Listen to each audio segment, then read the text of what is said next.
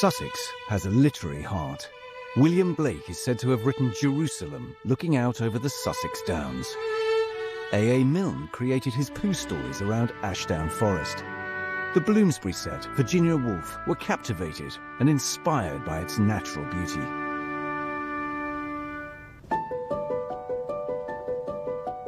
When it comes to natural beauty, it doesn't get more stunning than the South Downs National Park. Stretching through West and East Sussex, covering an area of over 1,000 square miles, it's England's newest park.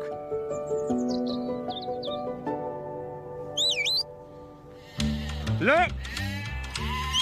But among the serenity, the riotous and ancient art of sheep herding. Tom Parry is rounding up his flock. Reg, lie down! Lie down! Lie down! This may look like a day in the life of your average farmer, but Tom is actually a saviour of the Sussex landscape and is not just grazing these sheep to keep them fed. So what we're doing today then is we're going to get in a group of sheep. We're going to sort them out into two groups.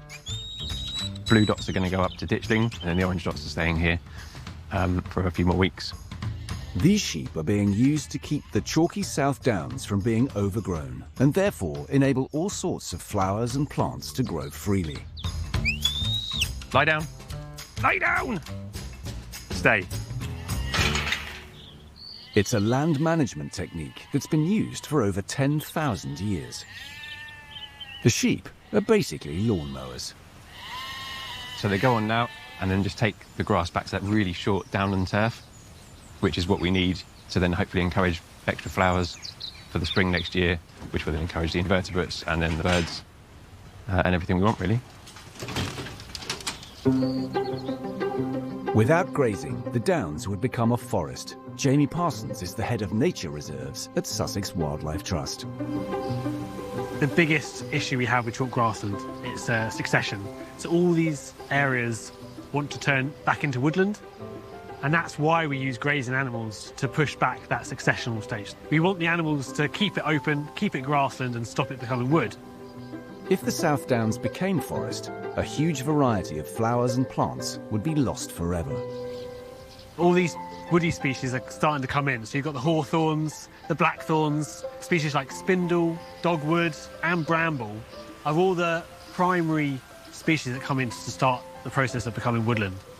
And these are really good at establishing themselves in grassland. Keeping these brambles at bay is a key part of the Sussex Wildlife Trust's mission. The chalk grasslands are really, really important. Diversity-wise, it's said that there's more species of flower in 1 square metre than there are in the Amazon rainforest.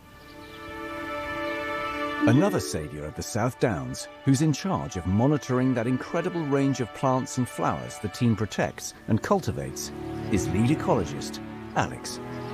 We've got things like Squinancy wort, which is a real chalk grassland specialist, salad burnet, there's eyebrights here, got knapweed. So chalk downland supports a huge number of our British butterflies, including some really specialist species, including the Adonis blue, chalkhill blue, and various others.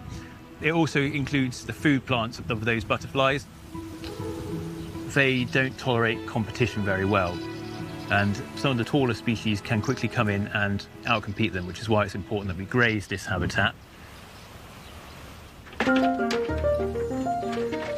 Reg, that'll do!